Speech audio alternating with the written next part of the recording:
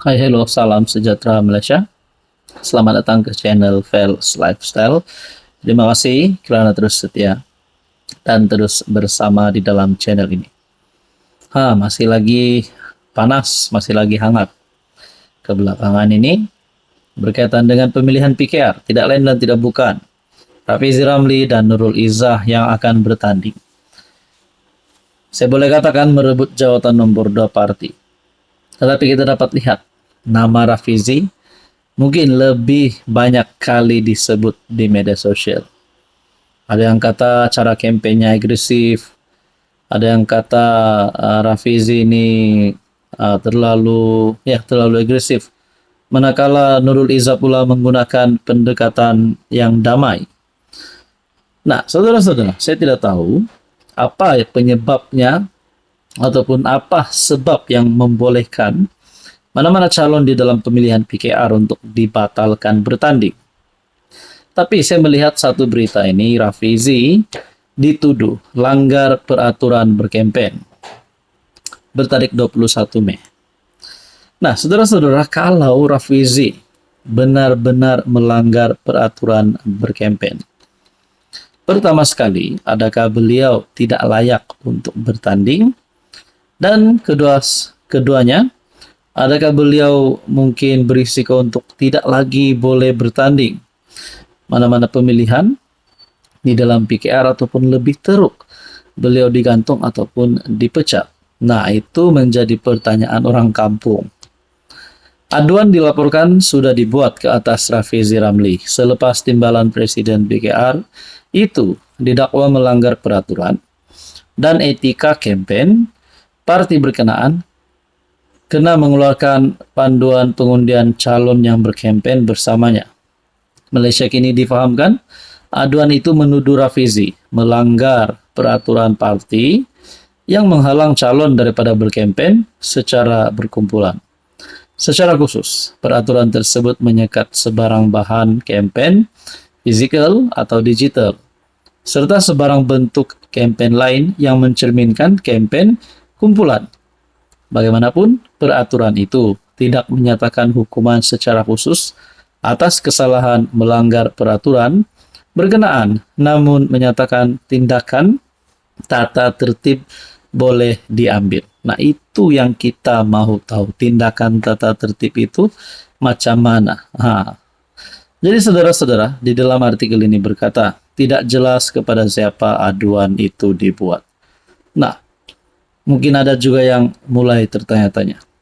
Bagi penyokong Rafizi mungkin mereka kata, Rafizi ini mungkin disabotage, ataupun kena game. Sudah pasti penyokong Rafizi RR, mahu RR menang. Manakala Nurul Izzah, mahu Nurul Izzah menang.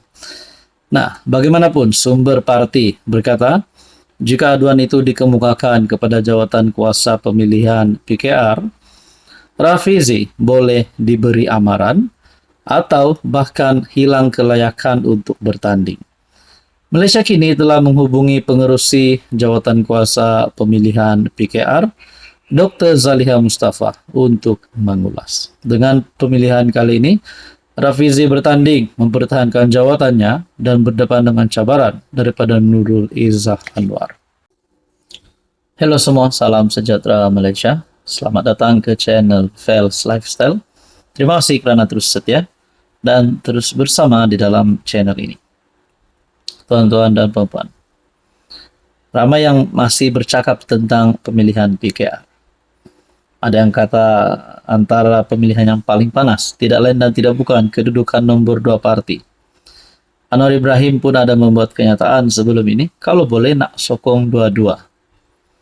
Nah, Anwar juga berkata, ataupun ada sumber berkata, bahwa selepas pemilihan, parti akan tenang semula. Jadi saudara-saudara, bagaimana pula sekiranya ada peletakan jawatan? Dan persoalan seterusnya, setelah pemilihan parti, adakah terdapat rombakan di dalam kabinet kerajaan perpaduan? Saudara-saudara, menurut kenyataan Anwar bertarik 21 Mei melalui IBH Online, berkaitan dengan pemilihan PKR, tiada rombakan kabinet. tapi tak boleh halang jika ada nak letak jawatan.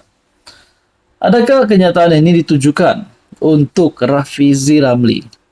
Sebab kita tahu Rafizi ada membuat kenyataan sekiranya beliau kalah pada pemilihan PKR, timbalan Presiden PKR, kedudukan nombor 2 parti, beliau nak letak jawatan di dalam Kementerian Ekonomi. Jadi, kalau Anwar kata tak ada halang, sekiranya ada tidak akan halang, sekiranya ada nak letak jawatan, adakah Anwar sebenarnya sudah tahu Rafizi Ramli akan kalah? Nah, itu menjadi pertanyaan orang kampung. Jadi saudara-saudara, dalam kenyataan ini Datuk Seri Anwar Ibrahim menegaskan pemilihan PKR 2025 sama sekali tidak akan menyebabkan berlakunya rombakan kabinet. PM bagaimanapun berkata, beliau tidak akan menghalang jika ada mana-mana pimpinan berhasrat melepaskan jawatan dalam kerajaan disebabkan pemilihan parti berkenaan.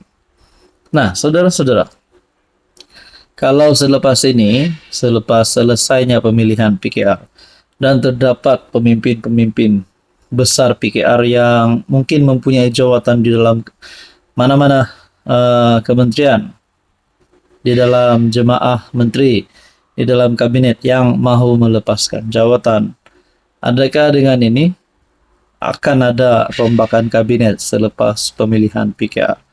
Dan kalau ada, berapa pemimpin ataupun mungkin wakil rakyat PKR yang mungkin akan letak jawatan sekiranya mereka memegang platform mana-mana kementerian di dalam kabinet? Apa komen Anda? Hai, hello, salam sejahtera Malaysia. Selamat datang ke channel Fels Lifestyle. Terima kasih kerana terus setia dan terus bersama di dalam channel ini. Antara pilihan raya yang paling dinantikan adalah pilihan raya negeri Sabah PRN ke-17 yang diadakan pada tahun 2025. Setelah beberapa gabungan yang kita tahu, kerjasama di antara parti ini dan parti ini, PHBN bekerja sama. Manakala JRS pula setakat ini setakat ini yang saya tahu, belum ada kerjasama dengan mana-mana parti. Tapi saudara-saudara, sekiranya PHBN akan bekerja sama, memang mereka akan bekerja sama, adakah mereka boleh menjadi kerajaan negeri yang seterusnya? Adakah JRS pula akan merisik ataupun menerima kerjasama bersama parti lokal yang lain? Contohnya Warisan dan juga KDM. Nah, saudara-saudara, saya telah menerima satu komen.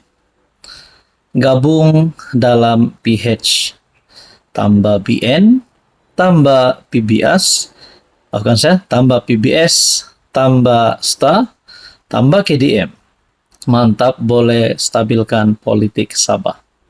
Nah, saudara-saudara, kalau kita cakap parti lokal, tanpa ada parti daripada Semenanjung, parti Melayu daripada Semenanjung, contohnya UMNO, Barisan Nasional, untuk menjadi kerajaan negeri, untuk bertanding. Adakah parti lokal yang ada hari ini, JRS, Warisan, KDM, boleh menjadi kerajaan negeri? Manakala di dalam komen ini pula yang saya nak ulas, PHBN, PBS, STA, KDM, adalah kita dapat lihat mungkin seimbang. Terdapat parti lokal dan juga terdapat parti daripada kerajaan persekutuan, yaitu Pakatan Harapan dan juga Barisan Nasional. Nah, saudara-saudara, seperti yang kita tahu, JRS di dalam sokongan terhadap kerajaan perpaduan, terhadap persekutuan ataupun pusat. Tetapi dalam kerajaan negeri, JRS setakat ini yang saya tahu belum menentukan kerjasama bersama PHBN. Tetapi di peringkat persekutuan, JRS menyokong kerajaan perpaduan.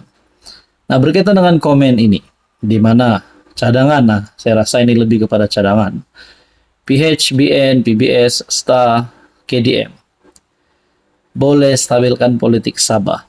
menurut komen salah satu viewers ataupun subscriber di dalam channel ini. Jadi saudara-saudara, apa pula komen Anda? Kalau ini berlaku, makna kata PBS dan STA keluar daripada JRSK. Dan kalau memang benar perkara ini ataupun ini tidak mustahil untuk berlaku, adakah di peringkat persekutuan JRS akan menarik sokongan terhadap kerajaan? Nah, itu menjadi pertanyaannya. Saudara-saudara, menurut Anda, apa komen Anda?